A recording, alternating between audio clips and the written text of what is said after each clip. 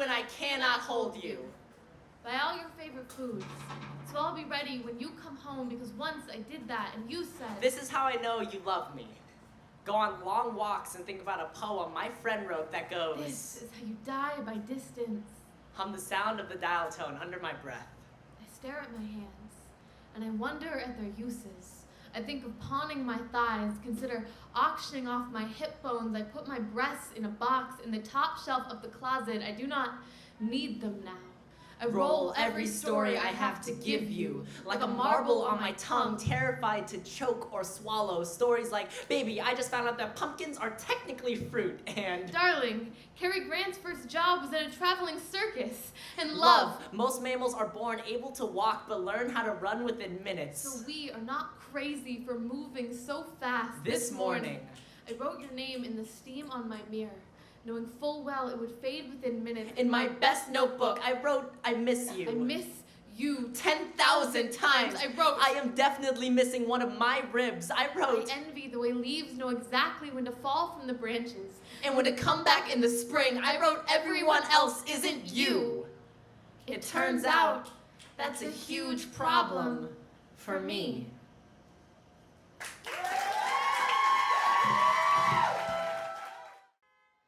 Advice for teenage girls with wild ambitions and trembling hearts. When Anne Frank was 13 years old, she disappeared behind a bookcase with her family and everything hunted, writing an ocean into a diary when they found her. She was treated as nothing more than a spark above a burning bush. Despite this, she still said, I really believe people are good at heart. And when Joan of Arc was 14, she began hearing a voice calling her to greatness. When the doubters called her crazy, she did not listen. They didn't know the sound of their own God's whisper. She grabbed her sword and her shield and her two good hands. She was the maid of untamed patriotism, born to reunite a country like a broken heart.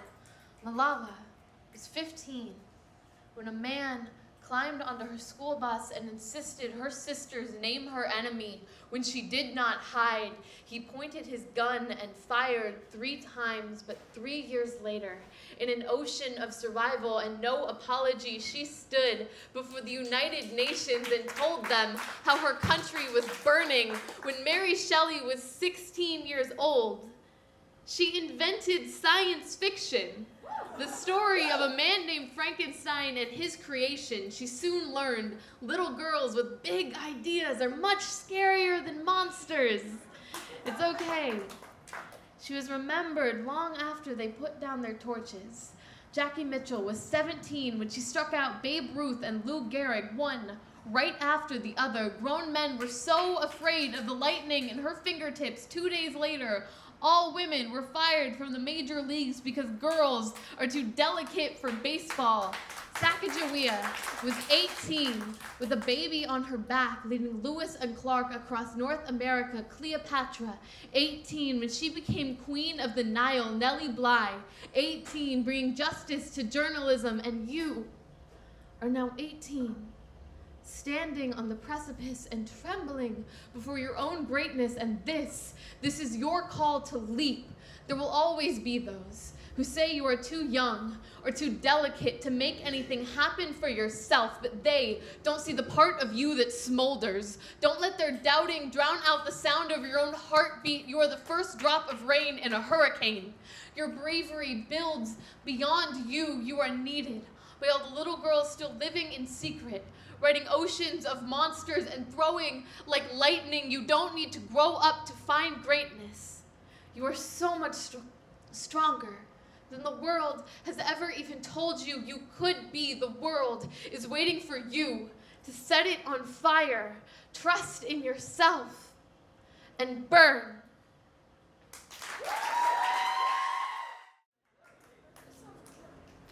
So I'm in college, realizing that the internet meme forever alone has 2 typos in it. There should be a space between A and loan should be spelled L-O-A-N. Understanding that I need money, I start my Google search. Blood bank in Eugene, Oregon. Plasma center in Portland, Oregon. Sperm donation in Houston, Texas. Did you know that a kidney goes for $262,000? I could live with one kidney. Skin is $10 per square inch. A gallbladder is $1,219. Who even knows what a gallbladder is for anyways, right? I do. It's to sell. Imagine, I have so much to offer to the right buyer. So I put in the paperwork, got the permit, and reserved a space for an auction to buy me. I dressed in my nicest clothes, made the room a comfortable temperature, warmed up my body for the stage. You should have seen all the things you could have bought. Glittering displays of legs, feet, arms, eyes, everything must go. $5,000 for my sense of direction to the freshman always getting lost to philosophy class. $3,000 for my punctuality to the girl in the back who keeps missing the bus. $10,000 for my fashion sense to the boy who wears running shoes everywhere. Where are you even going? Why are you always running there? $12,000 for my writing skills to the senior who needs to get those English prereqs done. Nothing left except cold, hard cash. I am now the proud owner of $1.2 million. I can now graduate college without any debt. This is so much better. And I see my peers take suit. I see my best friend strip away her bite and venom, placing it gently into the claws of a corporation who promise her a promotion if she just takes them by the hand quietly.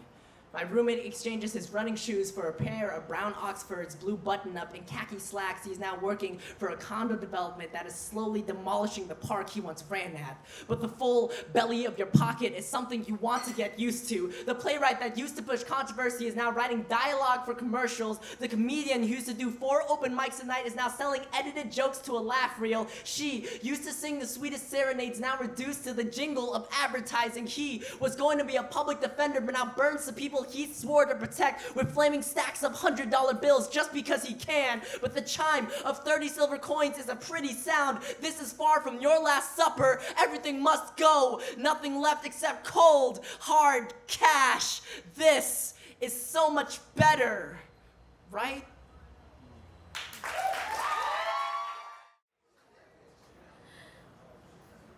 Salome dances the dance of the 7 veils, and the men all eye her like wolves on the hunt, this beautiful thing. Finally undressing for them, finally they can see her exactly as they want to, the first veil drops. In 2007, Kim Kardashian's ex-boyfriend released their sex tape against her will. Kim Kardashian, rather than hide in shame, uses the publicity to promote her own career. Salome dances like a dream half remembered. Salome moves like a siren song, and everyone aches for the hot sugar of her hip bones. The second veil drops in 2014. Kim Kardashian walks down the aisle, and the whole world watches. If only all of us were so successful in our revenge. If only all of us stood on the backs of those who betrayed us in Louboutin heels, surveying the world we created for ourselves. The third veil drops. Kim Kardashian knows exactly what you think of her. She presses the cloth tighter against her skin. Her smile is a promise she never intends to keep. Salome shows us her body, but never her eyes. The fourth veil drops. The 4 things most recently tweeted at Kim Kardashian were: at Kim Kardashian, suck my dick. At Kim Kardashian, can I meet Kanye? At Kim Kardashian, please fuck me. At Kim Kardashian, I love you. Love me. Women are told to keep their mouths shut.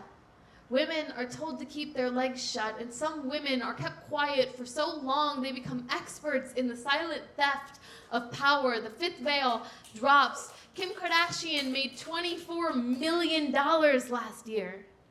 Last night, uncountable men in their miserable jobs told their miserable friends how she was nothing but a dumb whore.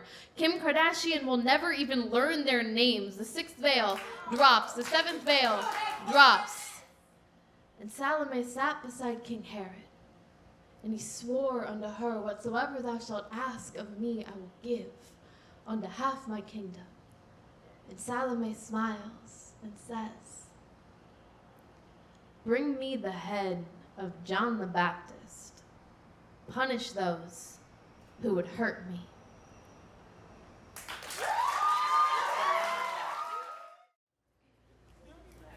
Kendrick Lamar splits open monsters and fights on the virtue that to get stronger, you only go to battle with armies that are capable of stampede.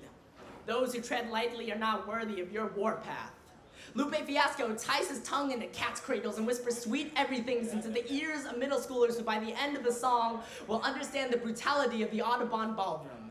Talib Kweli lectures behind a podium with Howard Zinn to college somethings about the nature of history. Everybody in this room is a writer, but not the best authors pen the past.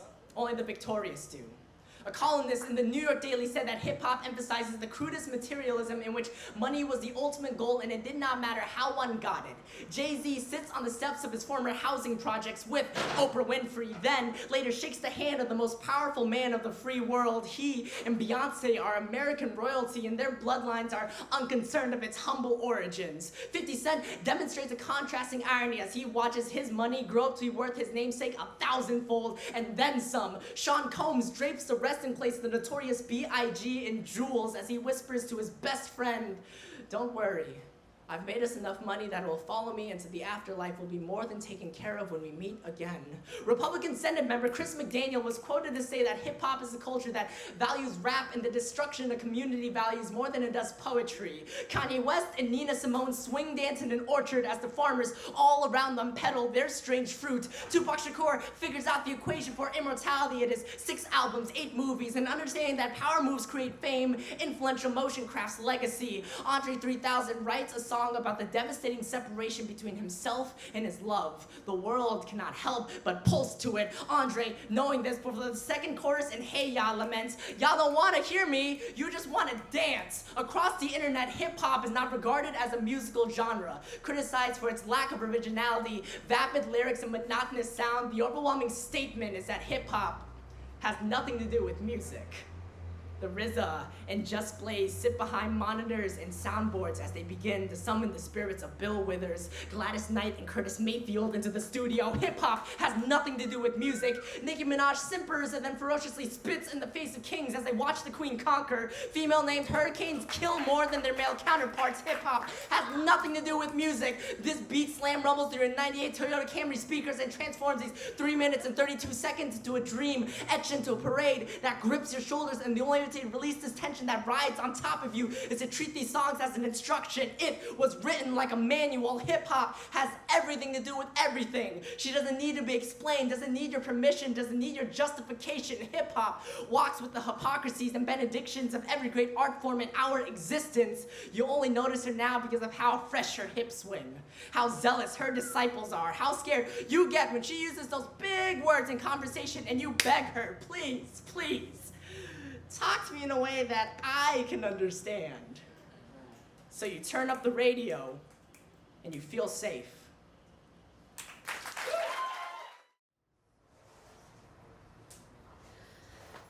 My hometown is mostly rednecks. My hometown has no library. My hometown does have 7 casinos. My hometown is the conservative grandpa at Thanksgiving dinner who's kind of funny when he's not making you super uncomfortable. My hometown has an unemployment problem and a meth problem and a high school full of single moms. My hometown does not shop at Whole Foods. My hometown eats at McDonald's. In fact, my hometown puts Doritos on tater tot casserole while in a trailer park while watching NASCAR, and my hometown loves that shit. My hometown is poor. My hometown did not go to college. My hometown doesn't read a lot of poetry, but my hometown does know all the words to I've Got Friends in Low Places, and my hometown sings along loudly. My hometown does not apologize for itself. My hometown embarrasses me. My hometown I left as soon as possible, but my hometown followed me like an unshakable accent. My hometown is a past I can't shake. My hometown became a punchline for college professors reduced to stereotypes. When not being spoken of in sad statistics, my hometown started growling from inside my throat. My hometown is as much a part of me as my spine, a place I defend, to the very people I escape to find, because my hometown makes me very suspicious of anyone who values education over kindness, who cares more about how smart you sound saying something than what you are actually saying. My hometown makes me hate people who aren't nice to waiters.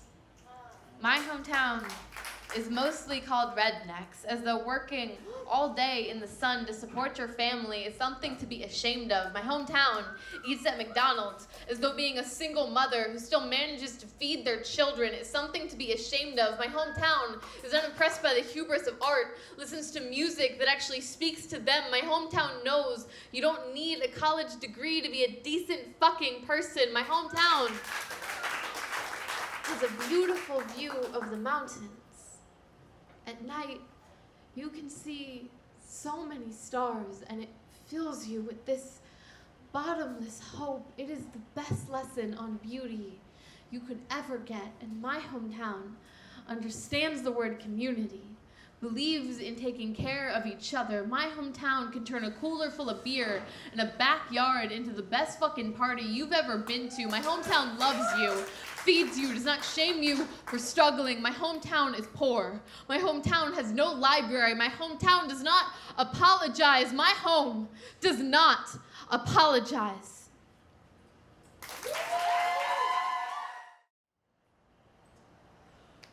I remember not knowing how to speak. When I was in preschool, my entire family was so worried that no one would understand me. I spoke this Frankenstein monster tongue of Vietnamese and English. The gaps between two broken languages cannot make a full sentence. So, every other Wednesday during kindergarten, I'd be pulled out of class to fix my speech. My words blurred like hummingbird wings, and my song came out as a whirlwind, too quick to comprehend, too fast to decipher. There are strands of line pouring out with different clicks and keys, a broken Morse code that twisted wicked confusion easy. But I learned how to smooth and comb the knots of my talk at the same time I was taught Chinese in elementary school. No one would expect chipped china plates lined along the soft of my gums, but I only mastered English. At family gatherings, uncles and aunts spoke slowly to me, their sentences just hanging in the air. While on the other hand, I would read big, important government letters to my parents. I made speeches. I learned how to do jump rope rhymes like 99 nuns in an Indiana nunnery, or I wish to wash my Irish wristwatch, things my parents could never say. And in class, I studied Chinese, found out how to say the things I already knew how to say in English, but forgot to label in Vietnamese. But there's some Chinese words that sound exactly like their English definition. For example, Coca-Cola, cafe, Olagan, and there's some Vietnamese words that sound ugly and jagged as they dangle out of my mouth. They hang awkward and loose from my teeth. I speak elbows and frayed vocal cords. As hard as I tried to adopt my native voice back, it never came out as clean as the silky commercial talk that I heard on television every day. My mother is Chinese. My father is Vietnamese. I am American. She speaks Chinese. He dreams Vietnamese. I speak repaired tongue. I dream renovated dialect. I'm sorry, but can you speak a little bit slower? Em không biết nói tiếng Nhật. I'm sorry, but can you just repeat yourself? 我不知道说很多中文. It's not that I don't want to talk to you. It's just because I can't. It's because I don't know how, and I'm still trying to tell you. I'm still holding on so tightly to the stitched words and patched up language of my childhood. Even in my perfect English, there are some things I just don't know how to say. Some phim is a Vietnamese word that does not exist in English. It means I'm done. It means I am through with you. I am at the end of my rope. The day I surrendered to the limp, went out and bought my cane, I realized I was done with the burden of having feet. Instead, I am going to become a mermaid. If everyone is going to stare at me, at least let it be because I'm beautiful besides. I have always liked the water. Its promise of depth. I am tired of this dry world with all of its dust and sickness, these barren fields. I want to dive without drowning. I want to swim among the teeth. I want to braid my hair with seaweed and mythology. I want men to carve me into the bows of their ship like a prayer. Before I lure them into the deep with my fishnet mouth, I want the beauty, the gorgeous mutation, the legend of half-body, all the wisdom of a woman without the failures of sex. I am plunging. I am sinking. I am not coming up for air. I do not want all of this human. My legs move like they resent being legs. My body is wrecked by all of this gravity. I cannot face another morning waking up with no hope of a fairy tale. Here on land, I cannot move. Here on land, I cannot breathe. On land, I am always drowning. I am always drowning.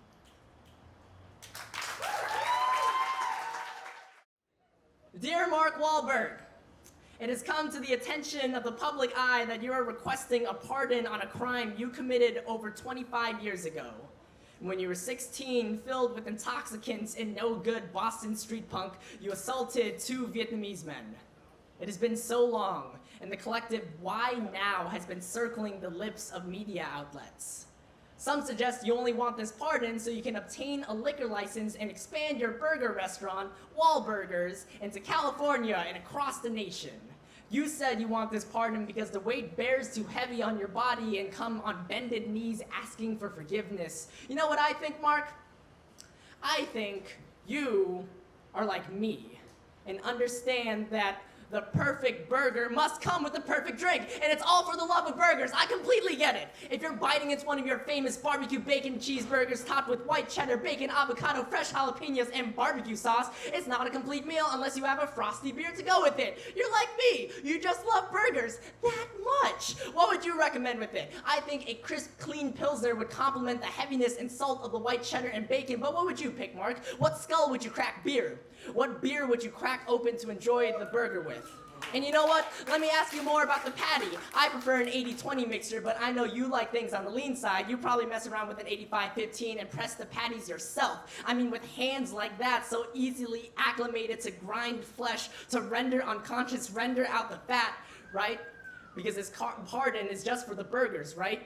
Not because you brutally struck Tan Lim with a 5-foot-long wooden plank and left him unconscious after spitting Vietnam fucking shit. You were only 16. You were drunk. You were high off the vision of these burgers, right? Drunk off the amazing Thanksgiving burger you would serve, right? You were trying to rob Lamb of the beer he was loading into his store. You just wanted a perfect pairing 25 years earlier. Not because later you found Johnny Trin and punched him in the face so viciously that people say you blinded him. It wasn't about that, or the fact that he was a slant-eyed gook. You were caught up as a kid from the mean side of your neighborhood. It was a different time. You have changed. Why does it matter what happened then if you are who you are now? Erase the crimes that you committed completely and you won't have to face them ever again. Finally turn the blind eye you have been desperate all these years to turn. Say it was for your conscience. Say it was for your soul. Hell, say it was for your budding burger empire and you wanted to make more money. The Daily Mail interviewed one of your victims.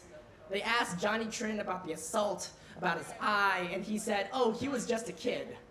I lost my eye before that in the war. He has my forgiveness." You have his blessing. He doesn't even care. He said he doesn't know who you are, have watched any of your movies. He does not care. Go on, get your pardon, clean your record, bite into your favorite burger, and taste blood. I am not the first person you loved. You are not the first person I've looked at with a mouthful of forevers, and we have both known loss. Like the sharp edge of a knife, both lived so long with lips more scar tissue than skin that love arrived unnoticed in the middle of the night. Love came when we had given up on asking it to come. That has to be part of the miracle, and this is how we heal. You kiss me like forgiveness. I will hold you like your hope. Our arms will bandage. We'll press promises between us like flowers in the pages of a book. I will write sonnets to the sweat on your skin.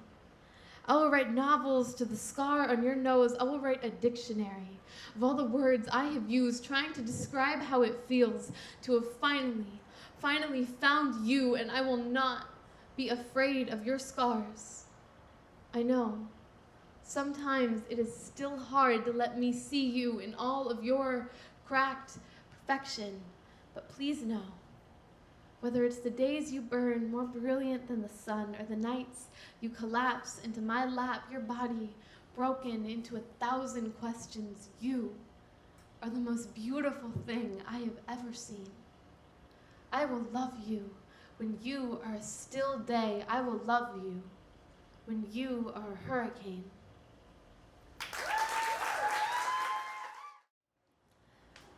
I will not write another poem about your body. how we found it, how it is not your body anymore and has disappeared into new purpose. There is sorrow, yes. Sometimes I can't breathe for it. Sometimes it folds up easy. Waits until I am ready to consider its weight. I am often ready these days. In death, you have become the simplest version of yourself.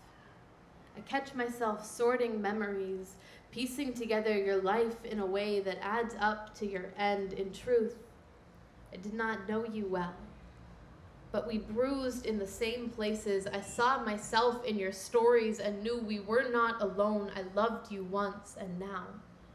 When the world narrows to the most simple of its beauties, when I am dancing in Berlin, or hiking in the Grand Canyon, or listening to a song we both loved once, I speak your name out loud.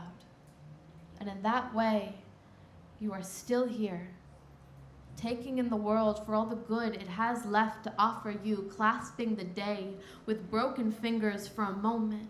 You are with me. You are with all of us, back in the world you left, our lives still tumbling forward, drenched in your memory.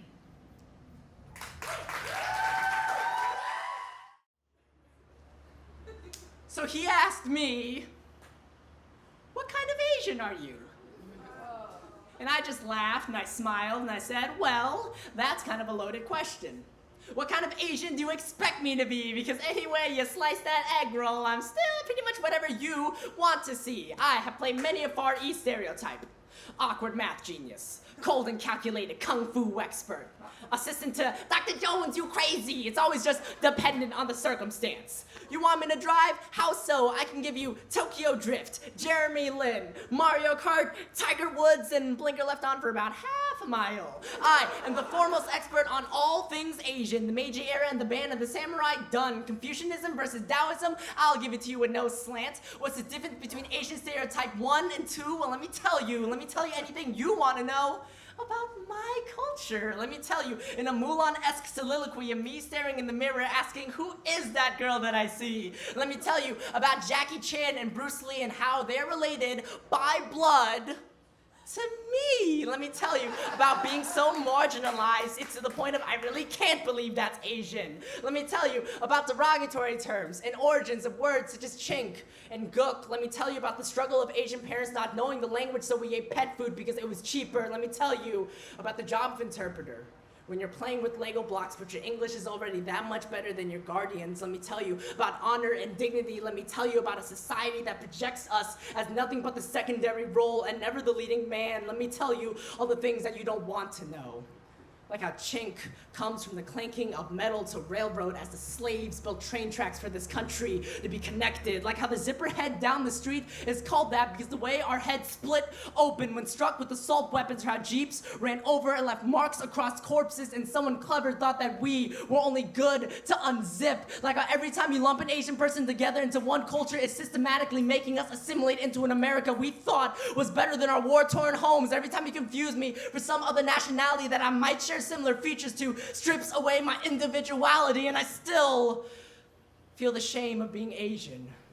The heat and pious dedication of June 11th, 1963, the envy of blonde hair and blue eyes, and I still remember thinking where all the boys who looked like me on TV were. Broken words from my mother and father stage diving off my tongue. The anger I felt when those kids thought I would get them sick. And I still feel the ash of the incense burn my hands as I prayed for my family. And I still remember thinking my skin was what I was worth. And I still feel the ironwork of my bones grow stronger with every train of thought that passes by. And I still feel pride, and I still feel heritage, and I still feel Chinese, and I still feel Vietnamese, and I still feel American, and I still feel.